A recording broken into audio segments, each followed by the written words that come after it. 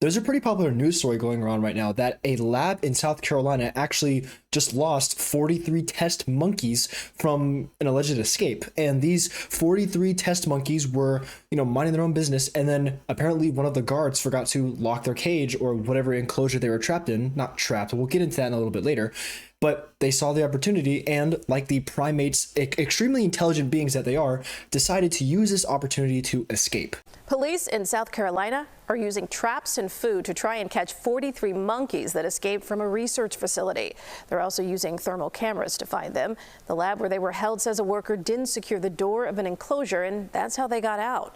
People are going around being told to keep their distance and close their doors and windows. And online, I've been seeing quite a bit of confusion and controversy around these people who were enclosing these monkeys and trapping them, and essentially who they were, what they're doing to these primates, because we'll get into it. They're adorable, just so you know, they're very cute. And essentially what this lab in South Carolina has been doing to these monkeys. First of all, let me just put up a picture of these beautiful, beautiful creatures. So these beautiful monkeys are called Rhesus macaques, and they are actually Asian.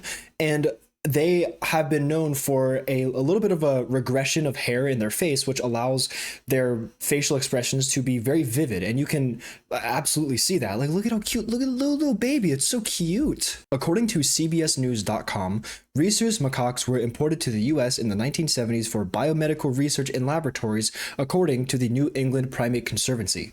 Rhesus macaques are bold, extremely curious, and adventurous monkeys, and the species is highly adaptable to coexisting alongside humans, the Conservancy says. The Rhesus macaques' typical diet includes roots, fruits, seeds, and bark, as well as insects and small animals. There's one sentence in that entire article, in that little snippet of the article that we'll dig into later, that I'd like to point out. They're extremely adaptable and very easy to coexist with humans. Now, this is nothing new. A lot of different monkey species, and I'm no biologist, I'm no scientist, right? I'm a stupid college student, but correct me if I'm wrong. A lot of monkey species, like primates like these, are extremely adaptable with humans. And while some of them can get a little emotional, can get a little violent, we see in a lot of places like Costa Rica and other different more foreign areas, like places in Europe and Asia, where these monkeys can just roam around and mess with tourists and stuff. So I'm not gonna lie, I wouldn't mind seeing one of these little guys on the street. I mean, of course, the article and the news stations say like, hey, please make sure you notify 911 if you see one of these monkeys. But this is a scenario where if I see one of these little guys, I'm not going to be afraid. I'm probably going to go up and be like, hey, I'm going to give a little pet, because as an animal lover myself, if I see one of these adorable little monkeys, I'm going to be like, oh my gosh, this is like the best day of my life. But unfortunately, I live nowhere near South Carolina, so I think it's going to be pretty unlikely that I see one of these monkeys. And also, according to different articles like CBSnews.com, they have so far regained control of 25 of the monkeys as of Sunday, which was yesterday. So they could be getting close to getting all of them back for testing. But speaking of testing, according to its website, Alpha Genesis breeds monkeys and provides non-human primate products and bioresearch services across the globe. The company's clinical trials reportedly include research on progressive brain disorders. Local authorities said Thursday that the escaped primates were very young females weighing approximately 6 to 7 pounds and had never been used for testing due to their age. Alpha Genesis says its staff of veterinary technicians and animal specialists work with cynomolgus, Rhesus, and capuchin monkeys. I have no idea how to pronounce that C word.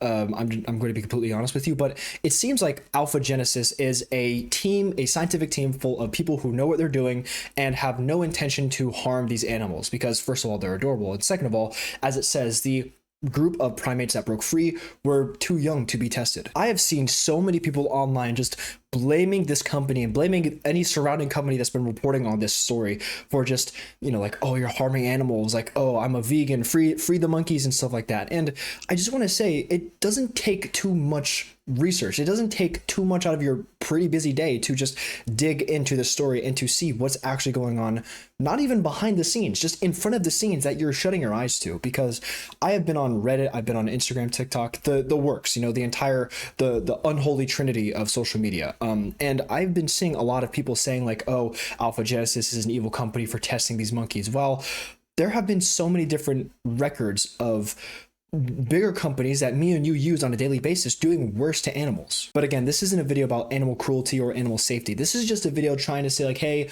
these adorable little primates were escaped from a lab and most of them are found by now, so that's good. Speaking of the primates escaping, this question is probably the most popular part out of the entire ordeal here. How did the monkeys escape the research facility? Greg Westergaard, CEO of Alpha Genesis, told CBS News on Thursday that a caretaker inadvertently failed to secure a door at the enclosure, allowing the monkeys to roam free. It's really like follow the leader. You see one go and the others go, he said. It was a group of 50 and 7 stayed behind and 43 bolted out the door. He told CBS News on Friday the monkeys are staying close to the facility. They're just being goofy monkeys, jumping back and forth, playing with each other, he said. It's kind of like a playground situation here. So they're not even getting too far. And I'm not going to lie, as humans, we are extremely close to primates, not only from the physical appearance, but from our genetics and our individual cells. And I don't know about you, I'm a pretty hairy person myself, so I'm probably the closest thing to one of those monkeys. But just think about it for a second. If you were one of those 50 monkeys and the door just got opened and you were like, oh my gosh, it's the real world, wouldn't you also be like sprinting out the door and be like, oh yeah, we're free, let me jump and eat a banana or something like that? The want and need for freedom is embedded in our genetic code, and this is a prime example, pun intended, this is a prime example of this. And also, I'm sure they're not like jailed, right? I'm sure these monkeys aren't trapped or anything. They are entrapped in an enclosure because that is the definition of being in an enclosure, and they are test subjects, but they're not that kind of test subjects. That's where I see a lot of confusion. People are thinking that they wanted to escape because they're getting harmed or something like that, which definitely is not the case.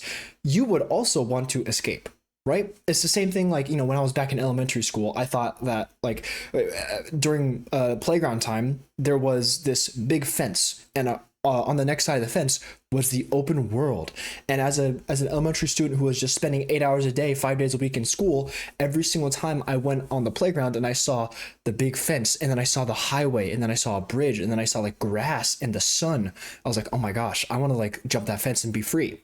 And I never did, because if I did, then I would have gotten in big trouble, and my mom would have given me a slap on the butt with a wooden spoon. Regardless, the want and need to be free is found deep in our genetic code for us humans and primates. So that's it. I really just wanted to make a quick little video explaining this news story and just clearing up any confusion about people who are assuming that this Alpha Genesis company is testing these monkeys for a new version of the flu. I don't know. They're becoming Umbrella Corporation and spreading a zombie virus across these monkeys to eventually take over the human race. But that's not what's happening at all. It's just a cute little escape, a cute little prison break between these monkeys. And if you're in the South Carolina area and you see one of these adorable little fellas, just ring up your local police department and be like, hey, I found a monkey. I really want to keep it, but I understand they have to go back and they have to get tested and all that stuff. So be a good Samaritan and return the monkeys to their homes so they can keep doing research on, like they said, cognitive brain function and disabilities for mental